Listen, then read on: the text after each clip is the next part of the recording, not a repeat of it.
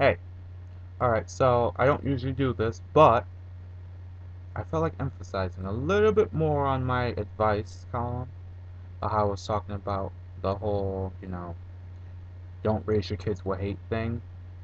You know, just go a little more into detail about that. Okay, like I said, put a baby of any ethnicity into a crib with another baby, and all it will think is, hey, look, another baby. You know, if they might interact, they might play. Who knows? That's the natural way of humans. You know, we're not supposed to hate, at least not each other for stupid reasons.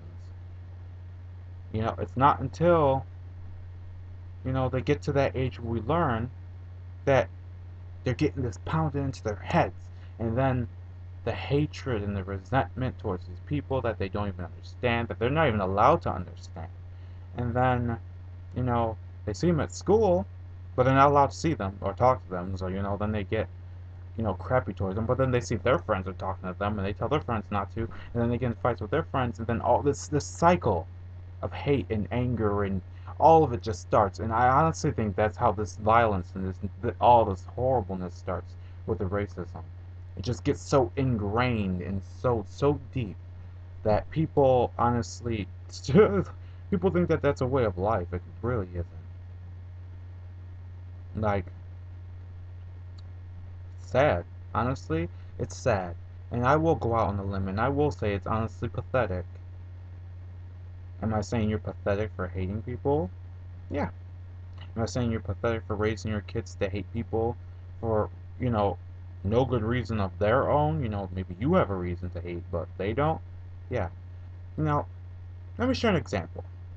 My most recent ex, her father, had an incident with, a black person. A black person hit someone. I'm not going to go into the full story because it's not my story to tell, but someone in their family was hit by a black person driving, and the black person drove off. And, ever since that, her dad didn't like black people and thought black people were all shiesty and all this other crap. And then, come to find out, and yes, it's not safe to assume my ex was a white girl, whatever. Anyways, I've dated all ethnicities, just saying.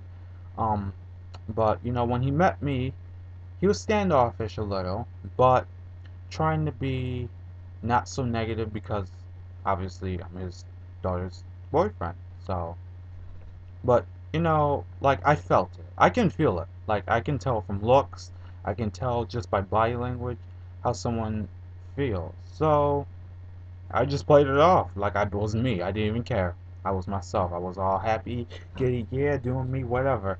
And you know, the guy opened up. He started talking to me. He told me the story, and I felt for him. I felt bad that the guy drove off and just kept going. Do I think he should have emphasized on the fact that the guy was black? No, that was irrelevant. Because in all honesty, it wasn't a black guy, so to speak. I love doing that. But it was just a guy who was a coward. Like seriously, you hit someone with a car, and you just take off. You're a coward. Like I don't care what your color is. You are a coward to me. You're just And honestly, you're not that great of a person either. Should I sit here and say that that man is a piece of shit? Sure. Why not? But anyways, the point of the story is, after talking with him and expressing that to him, you know, the night ended. Me and my girl at the time, we went to drive him home. Crashed into a snowbank. Had to get my car towed out of the snowbank that was like, yeah, my car was pretty high up off the road. But anyways, the purpose of the story. Like, get to it. Um, he honestly, all that hate he had got brought into question, and I could see it in his eyes as he got out my car and he tried to walk up the icy road by himself and told me to just stay with his daughter. He was trusting his daughter to me, trusting his daughter, a white girl, a black guy that hate a white guy, excuse me, that hates black people, was trusting his daughter to me. Yeah. Yeah. And I told him, I said, she's in good hands, but I'm worried about you too. And I got him to stick with us, and he didn't walk that icy road alone. He stuck with us till the end, and I drove him up that road, got him to his house safely, and me and her went home. Story over. The moral of the story is this. Like I said, it's not a way of life. Maybe it just takes someone being better and actually showing that there's not that much of a difference between anybody really in this world whatsoever. You know, they say that everything should start with an act of kindness. So, regardless, regardless of if a person comes at you as an enemy or not, to extend the olive branch in the chance that maybe you might actually change a person, I don't think it'd be that bad. But, people are skeptics and people disagree.